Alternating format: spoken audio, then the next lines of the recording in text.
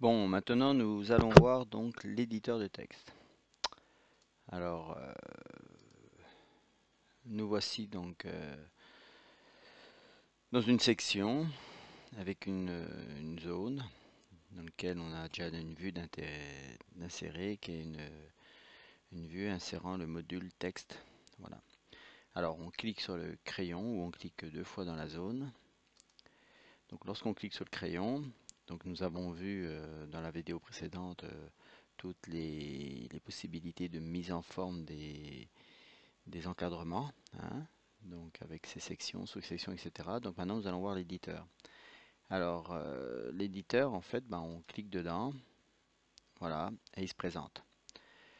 Alors l'éditeur, bon, c'est quoi? Je dirais c'est un traitement de texte adapté pour le web. Ça ne fonctionne pas comme sur vraiment un ordinateur, hein. Les interactions ne sont pas les mêmes sur Internet et sur un ordinateur.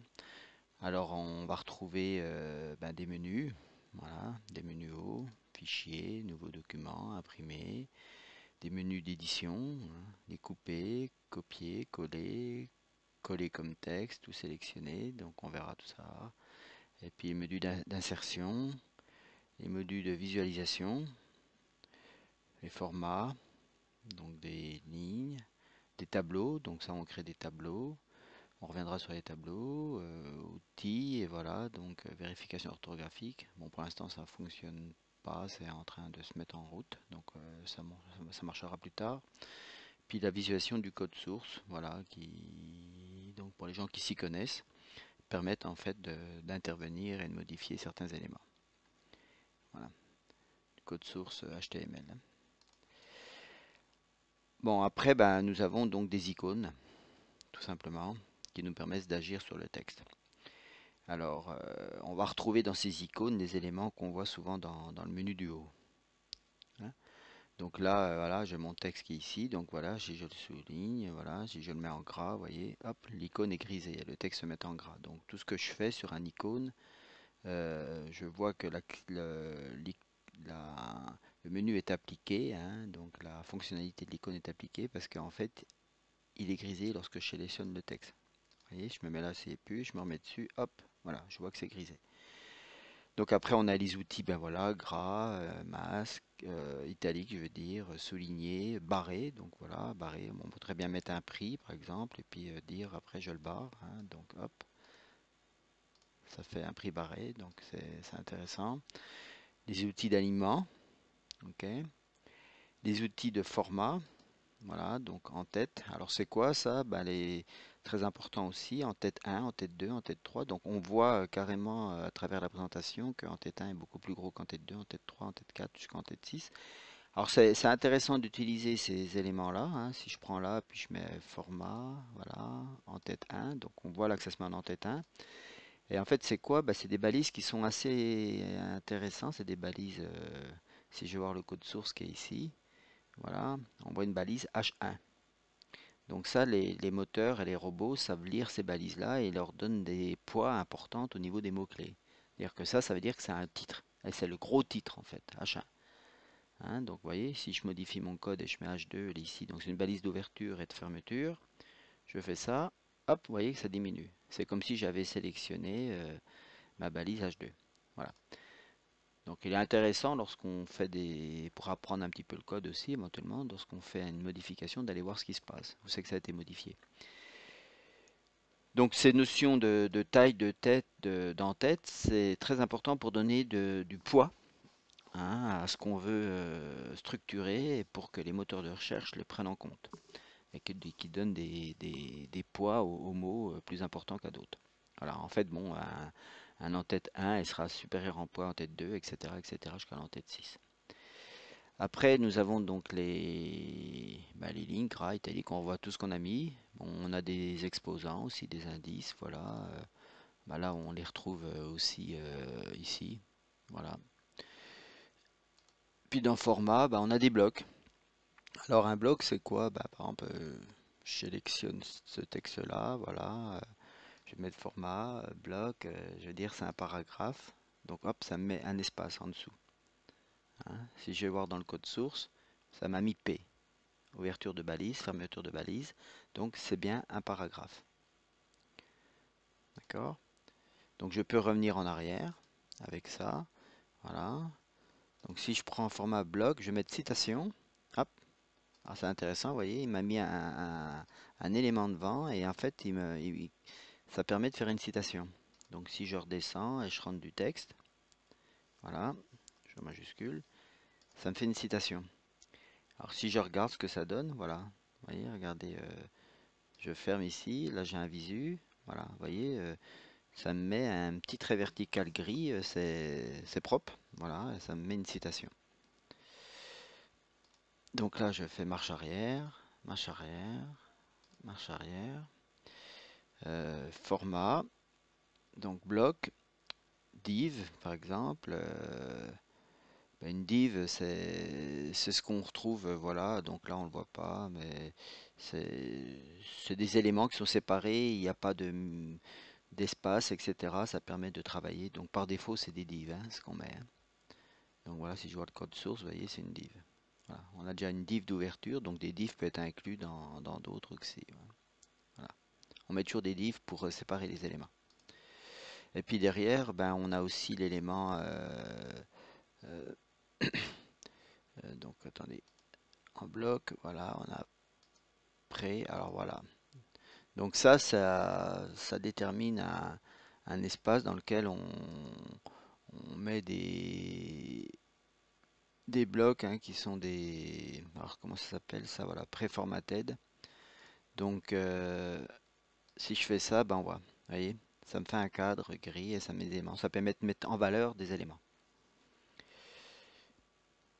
Ok. Donc ça ici, ça permet de visualiser ce qu'on fait, hein. Voilà. Donc là, je me remets dans le texte et puis là, je fais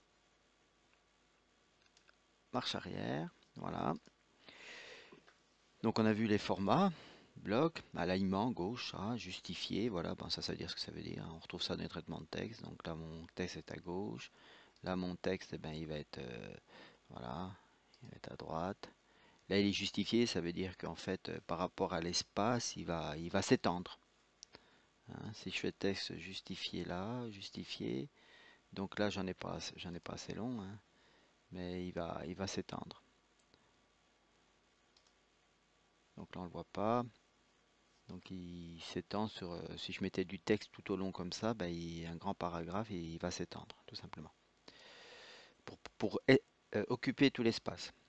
Alors, des fois c'est bien, des fois c'est pas bien, parce que ça met des espaces assez importants dans les mots, donc faut regarder toujours. Voilà, donc là je fais marche arrière. Donc les formats on les a vus.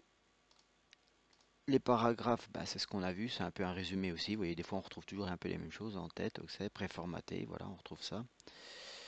Euh, Bon, il y a des éléments dans le menu qu'on connaît pas. Ça, c'est police. Voilà, bah ça, c'est la police, hein. Donc, c'est-à-dire que là, on a des polices. Donc, on peut très bien. Souvent, ce qu'on utilise, voilà, c'est les polices Arial. Voilà. Donc, police, c'est très important. Utilisez des polices simples, toujours, pour les sites. Cherchez pas des complications avec des polices qui feraient des choses jolies, mais bon, après, qui peuvent être vraiment s'avérer sur des ordinateurs où ça marche pas, hein. Donc, voilà, si on est sur du Mac, du Linux, puis souvent les versions des OS qu'on a, on peut avoir des difficultés d'affichage des polices. Donc utilisez toujours des polices, voilà, Calibri, Courrier, Helvetica, Arial, voilà. Vous pouvez mettre toutes ces polices un peu au-dessus, mais bon, ne cherchez pas des polices très très compliquées. Ici, bah, c'est la dimension. Donc là, on voit 11 points, mais en fait, bon, sur Internet, on parle en dimension EOM, hein, donc en HTML. Voilà, donc en fait, le 1, c'est la dimension normale. Voilà. Puis après, ici, c'est, voilà, j'augmente de 1,1, 1,2, 1,3, etc. Et je donne de la grosseur à mon texte. D'accord? Donc ça permet, ces formats EM, de fonctionner en responsive. Parce que si je mets une dimension PX, hein, voilà, en pixels en fait, ben, peu importe le responsive, soit sur smartphone ou sur une tablette, etc., mon texte restera le même. Que là, il va s'adapter. C'est pour ça que par défaut, nous, on vous donne les dimensions tout en EM pour qu'elles soient responsives. Donc ici, bah, après, c'est les formats couper, coller, copier, voilà, coller. euh, voilà, donc hop. Donc pour faire des CTRL-C, CTRL-V souvent, hein, donc on a une alerte là parce que mon ordinateur supporte pas. Voilà. Donc on a CTRL, voilà, pour bien comprendre, on a CTRL-C, hein, donc CTRL-C pour copier, CTRL-V pour coller, CTRL-A pour tout sélectionner, voilà, CTRL-X, ça coupe en fait, et puis quand on fait CTRL-V, ça va le coller ailleurs, mais ça ôte l'original. Voilà. Donc les petits raccourcis, c'est pas compliqué, mais bon, vous pouvez regarder sur internet, vous allez les retrouver, hein. Donc on utilise ça. Trouver, remplacer, donc ça c'est pour faire des recherches, et puis on remplace, hein. On a un mot par exemple, voilà. Si je fais trouver, passer, utilisant, remplacer par Toto. Voilà, respecter la case, mot entier, chercher, voilà, je le cherche, tout remplacer, il remplace. Voilà. Ça permet dans un texte de faire tous les remplacements. Alors là, c'est ici, là, vous avez des puces, hein. Donc voilà, si je rentre mon texte. Alors vous avez vu que j'étais à la ligne, donc lorsque je reviens et puis je clique, je garde le même format de ma ligne en texte. Donc si je veux changer de format, voilà, je vais me mettre en 1, voilà. Donc après des puces, bah ça c'est les puces, hein. Cercle, disque ou carré, voilà. Je mets une puce carré, voilà. Je mets une puce disque, je sais pas si ça marche. Cercle, voilà. Ça fait des choses comme ça. Et puis après on a aussi le format, voilà. Donc par des chiffres, hein, par défaut, alpha, voilà, on peut changer. Faut faire des tests de toute façon, hein, ça saute pas à la gorge, ça marche bien, il n'y a pas de souci. Voilà. Donc là, je vais faire marche arrière, voilà. Vous voyez, marche arrière, ça enregistre tout quand même, hein, c'est intéressant ça. Ici, c'est pour pousser le texte, hein, d'un espace ou le ramener, voilà, je peux l'avancer. Donc c'est tout le paragraphe qui revient. Ici, c'est des citations, donc c'est ce qu'on a revu au-dessus, vous voyez. Le truc citation, là, bah, il vient se remettre, on a là. Mais ici, c'est retour en arrière ou en avant. Alors après, nous avons ici un outil qui permet de créer des boutons. Alors c'est intéressant, hein. On pourrait faire un bouton, puis après créer un lien. Alors ici, je vais mettre par exemple valider. Voilà. Donc je peux très bien, je le sélectionne, je crée un bouton. Voilà. Alors j'ai des galeries de boutons, vous voyez, qui sont déjà prédisposés. Donc je peux dire, bah tiens, je vais prendre un bouton, voilà, je vais prendre celui-ci. Ok. Donc on voit ici. Et après, là, j'ai, en fonction, je peux encore modifier les paramètres. Et donc voilà, je peux changer beaucoup de choses dans les paramètres du bouton. Donc je vous invite à faire, hein. Et puis une fois qu'il est fait, ben hop, vous pouvez le valider. Ou je crois même l'enregistrer en galerie si c'est possible, je sais plus. On regardera. Donc là, je vais faire OK, par exemple. Voilà. Donc là, après, je rentre, oui. Je change mon texte, validé. Là, j'ai un bouton. D'accord? Donc mon bouton, il est là.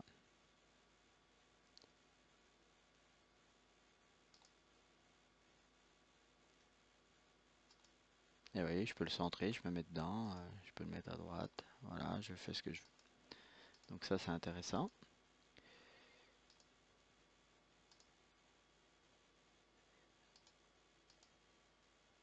Alors quand je valide, vous voyez, je suis dedans. Bon, je valide.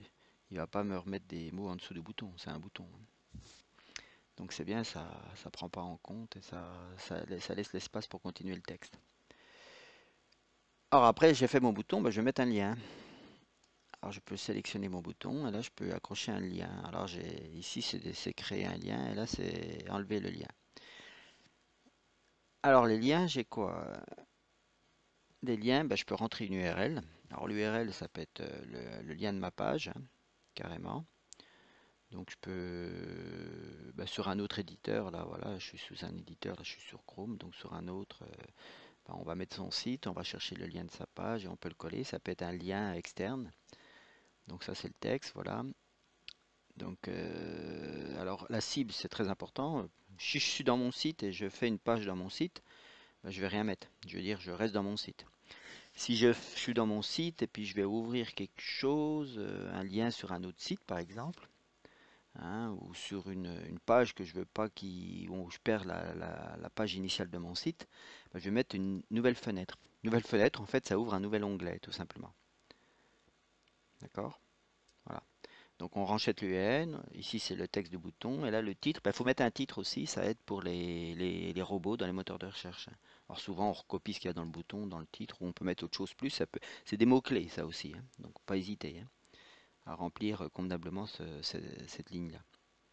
Voilà, donc ça crée un lien. Là, je vais marquer par exemple www.auto-ncf.com. Voilà, puis je vais dire que je suis dans une nouvelle fenêtre, voilà. Et puis le titre, je peux mettre ça aussi, voilà, hop. L'URL que vous avez imprimé n'est pas rien, pouvez-vous ajouter le, voilà. Donc, voilà, donc là, j'ai bien mon lien et j'ai sur mon bouton, voilà. Perçu, voilà, j'ai ça qui est là. Bien sûr, dans l'éditeur de texte, on ne peut pas cliquer sur le lien, hein.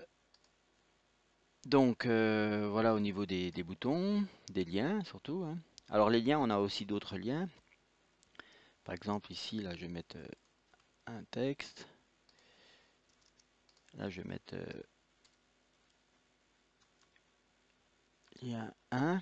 Donc, on peut très bien faire des liens dans une même page, hein. C'est-à-dire que si je clique là, il faudrait que ça me renvoie ici. Donc, on imagine que j'ai un ascenseur, hein, que j'ai beaucoup de texte. Et puis, en fait, au début, je mets du texte. Puis, dans le texte, je dis, tiens, il y a un mot qui me renvoie vers une autre partie du texte dans la même page qui se trouve plus bas ou plus haut, etc.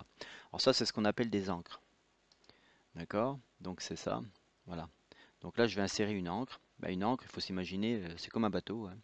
Donc on jette l'encre. Donc ça veut dire qu'on s'accroche au fond, voilà, et en fait on est à cet endroit-là, donc on bouge pas. Donc là je vais créer une encre, voilà. Alors je peux très bien voilà, on va faire comme ça, je crée une encre, voilà, je vais marquer encre 1, ok, on met pas d'espace, hein, on essaye, ok, voilà, vous voyez, donc là, il m'a créé une petite encre, on voit une encre en fait. Et après, ici, je vais mettre un lien ici, donc je vais mettre un lien, donc je vais créer un lien, et là, il m'a remis un menu encre, parce que comme j'ai créé une encre, il sait qu'il y a des encres, je vais mettre encre 1, et vous voyez, là, il va me mettre encre 1, donc il me met un dièse devant tout le temps. Donc on sélectionne, et la cible, elle ne change pas, parce que je reste pareil. Et je fais OK. Et là, en fait, si je clique sur ce lien-là, ça va m'emmener directement ici. Alors c'est intéressant, donc bien, on peut utiliser ça lorsqu'on a des pages. Bon, aujourd'hui, la norme dans les sites internet, hein, c'est créer des pages de contenu.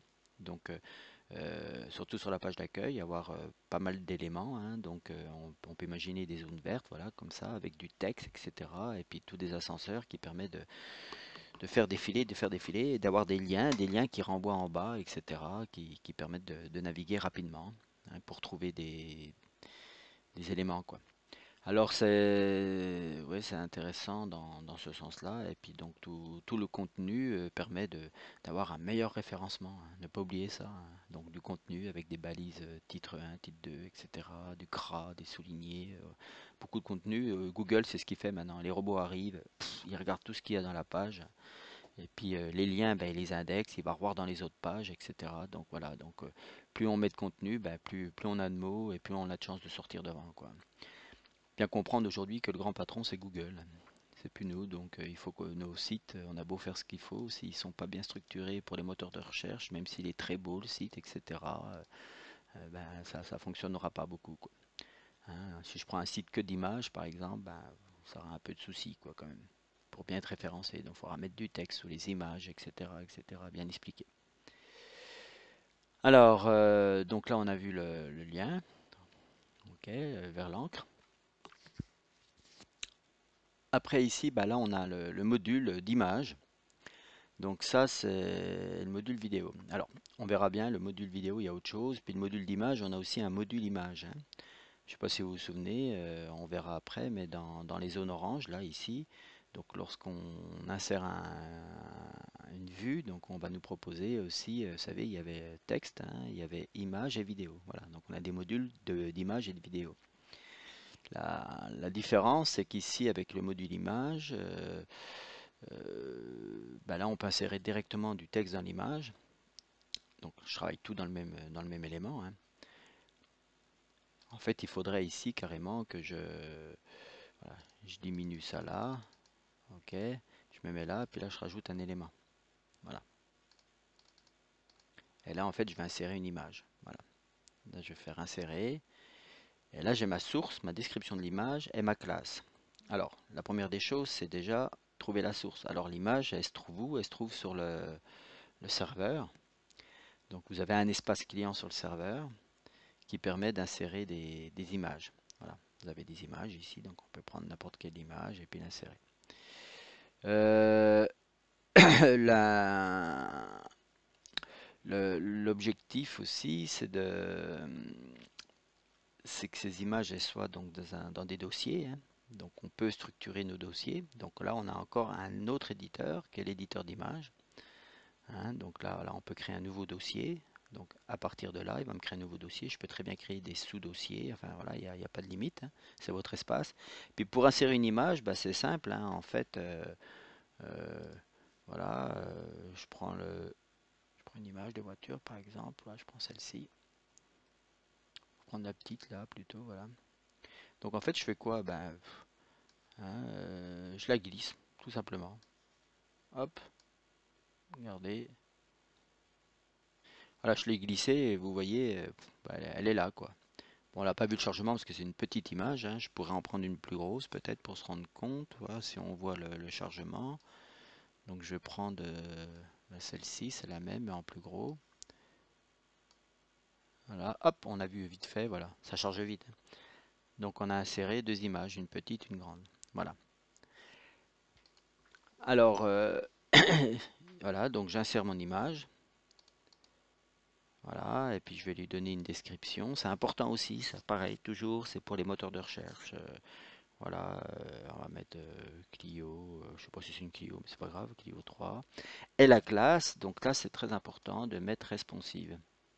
On ne le met pas par défaut parce qu'il y a des cas où c'est pas responsive, donc souvent ce qu'on veut. Donc là on met responsive, ça veut dire que l'image va s'adapter automatiquement aux tablettes et aux smartphones. Ok. Et là je fais OK, et vous voyez j'ai mon image qui vient de s'insérer. Voilà. Pourquoi je l'ai mis dans une autre zone, hein, parce que ça me permet bah, de dire, tiens, si je veux mon texte à gauche, ben voilà, enfin à droite, hop, je le mets là, hein. Et là, je réduis mon image, voilà, je me mets comme ça, donc ça me permet de bien structurer. Et là, j'agrandis, voilà, et je fais un aperçu, vous voyez, j'ai ça. Voilà, c'est propre, d'accord? Tout simplement.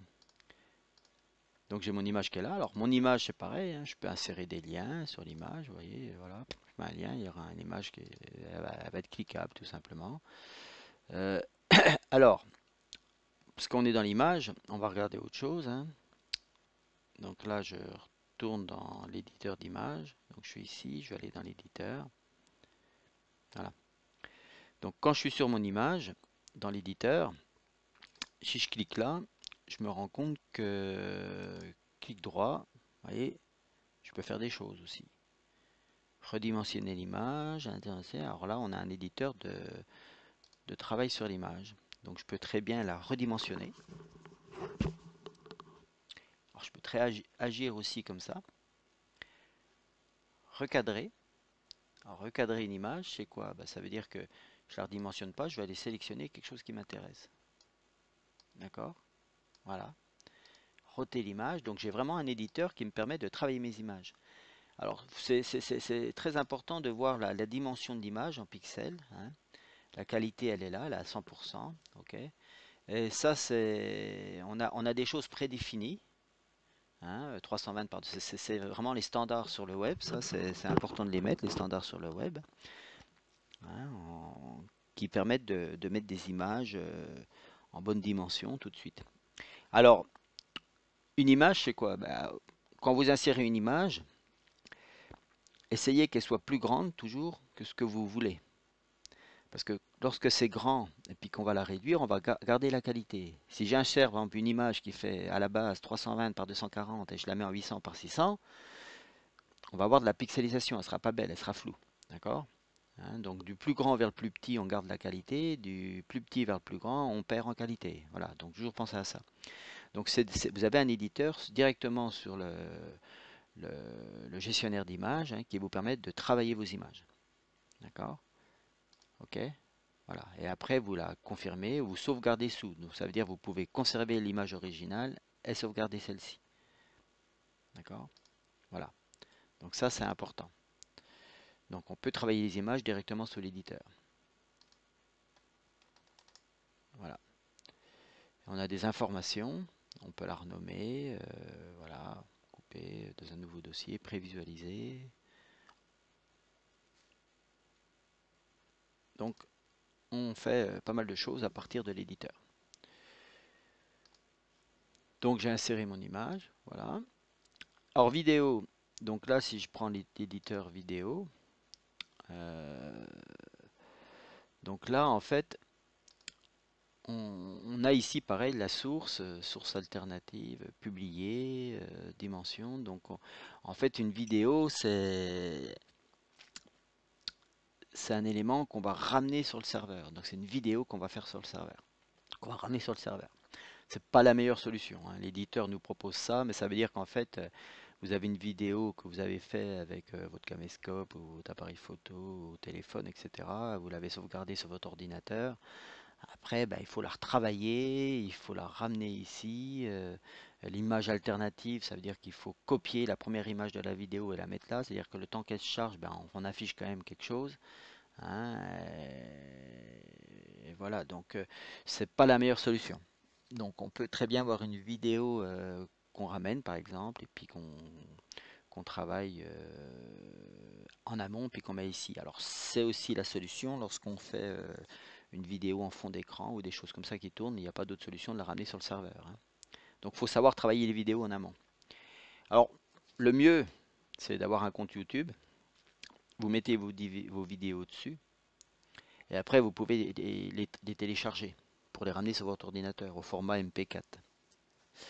Hein, il y a d'autres formats aussi, web, etc., qui sont encore plus adaptés pour le web. Donc travailler une vidéo dans la bonne dimension pour la ramener, quoi. Après, l'éditeur de vidéo qu'on a dans le module, comme le module texte, etc., ou image qu'on insère, bah, lui permet d'insérer directement des liens de vidéo de YouTube. Alors quand c'est dans des pages, dans des articles, bah, en fait le mieux c'est de faire vos vidéos, les mettre sur YouTube, qui YouTube va les formater pour toutes les dimensions, tous les OS, etc. Donc vous n'avez pas de souci et vous mettez votre vidéo avec les paramètres que vous voulez pour YouTube. Comme ça c'est en ligne et puis ça va très vite au niveau chargement, il n'y a pas de souci, hein. Donc voilà, sauf une vidéo en fond d'écran qui tourne pour votre site, etc. Donc là, il n'y a pas d'autre solution que de la travailler en amont et l'insérer à partir de là dans le code source. Donc on retrouve l'éditeur ici en fait et on met voilà un dossier vidéo et on met nos vidéos dedans, tout simplement. Donc c'est la même chose. Et souvent on dit conserver les proportions, on force pas trop. Donc ça fait des formats, ça déforme. Voilà, pour ce qui est de la vidéo. Donc ici, bah, c'est le code source, hein. Vous voyez, donc tout ce que je vois, c'est ça en fait, hein. Donc c'est intéressant lorsqu'on insère des éléments d'aller voir un peu ce que ça donne, hein. Parce qu'on comprend, après on se dit, tiens, oui, tiens, ah, on voit ça, en fait c'est quoi? Bah ça c'est des retours chariots, voilà, tout simplement. C'est dans des livres, voilà, donc on comprend après comment ça fonctionne. Alors ici, bah, on peut insérer une date ou une heure, hein. Voilà, je vais me mettre là, je vais mettre insertion, voilà, 10h58, donc là on est à la date, on n'est pas à la bonne heure, enfin je sais pas, toc, voilà, 10h31, 25, en fait vous voyez ça affiche l'heure, bon et c'est le décalage, mais ça prend l'heure de votre ordinateur en fait, voilà. Donc après on a inséré la date, après on peut formater ça dans une autre police, etc. Bon, c'est des petits outils ça. Couleur du texte, hein, voilà, bah ça c'est du texte. Donc je clique là, je prends ma couleur, je peux personnaliser mes couleurs. Voilà, personnaliser, je peux rentrer mes rouge, vert, bleu, voilà, RVB, hein, ou alors le code, hop, on rentre la couleur de son texte comme on veut, voilà, hop, ok, voilà. Donc quand j'ai personnalisé, vous voyez que ça me met ma bibliothèque à moi là. Donc c'est intéressant aussi. Je rentre du rouge, ok. Donc là je veux grossir, voilà, je mets tiens, hop, du rouge, je veux que l'heure elle soit bien, donc voilà, hop. Ok, voilà, bon ça c'est dur de tête. Alors des balises, après vous avez des balises dynamiques, bon bouton retour ou booster link. Alors le bouton retour, voilà, ici je vais mettre, on se crée une page par exemple, et puis au-dessus on va mettre un bouton pour retour. Donc je me crée un aimant, une zone là, hein, et puis je vais insérer dedans un bouton retour tout simplement. Donc je vais mettre ça, bouton retour, voilà. Après je peux le formater comme je veux, hein, voilà, hop, je suis là, galerie. Je peux mettre un bouton comme ça, voilà, retour, où je mets rien, hein, et puis là, je peux mettre dessus, j'avance avec mes petites machines, puis là, je peux mettre, voilà, retour, et puis ça me fait un retour. Donc, c'est un bouton, en fait, qui a un lien qui me renverra sur la page précédente. D'accord? Donc, dans le code source, voilà, j'ai un bouton retour qui pointe.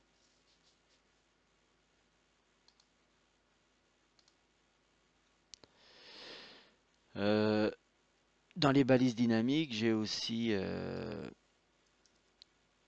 donc là, bon, on voit les boutons. Alors Boosterlink, c'est quoi? Bon, ça, c'est un outil qu'on a mis parce qu'on est dans le monde de l'automobile. Donc, ça vous permet de mettre un lien sur votre site pour que vous proposez d'aller aux clients de vendre leur voiture avec notre portail Autobing. Voilà, c'est gratuit. Les gens, s'ils veulent vendre leur voiture, ils peuvent cliquer pour la vendre là. Donc, vous pouvez insérer ça et puis formater pour que, pareil, la couleur, vous pouvez changer la couleur du bouton pour que ça corresponde à votre site, etc. Et puis, ça fait un lien vers notre site pour aller vendre la voiture. Voilà, alors vous avez aussi un voiture NB Auto, donc on a une balise là pour voiture, ici c'est le nombre d'autos, donc si vous avez un site avec nous de véhicules avec votre stock, donc on va récupérer automatiquement le nombre de véhicules que vous avez. Et donc vous pouvez insérer ce, ce tag qui va rechercher dans notre base de données le nombre de voitures. Voilà. Alors tout ce qui est entre crochets comme ça, en fait, c'est variable en fait qui permettent d'aller chercher des informations dans notre base de données. Voilà.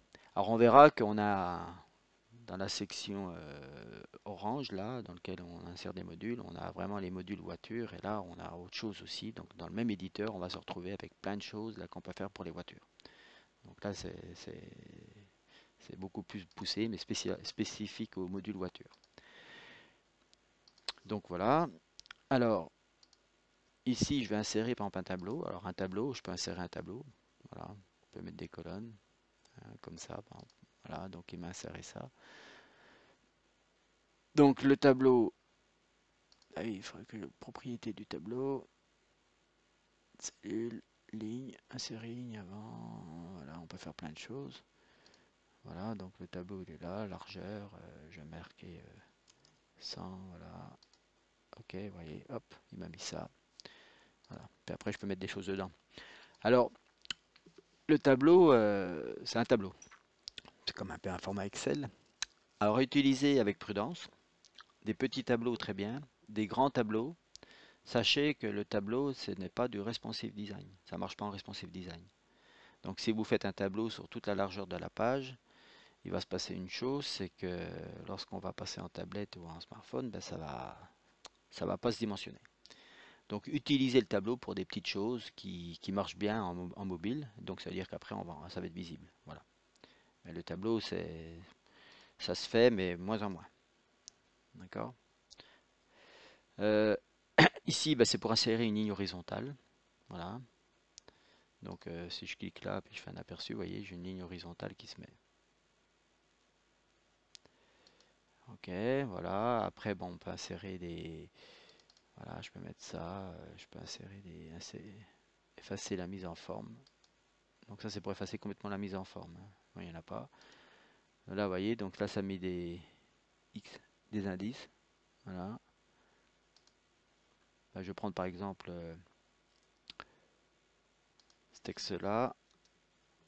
Puis là, je vais remettre un petit texte là. Puis là, je vais dire voilà. Hop, vous voyez, ça me le met tout petit par rapport au texte en face. Là, ça me le met au-dessus, c'est des carrés, voilà. Ici, c'est des caractères spéciaux. Alors, je peux insérer des caractères spéciaux, hein. Voilà, avec des flèches, tout ça. Donc, je peux insérer ce que je veux en caractères spéciaux.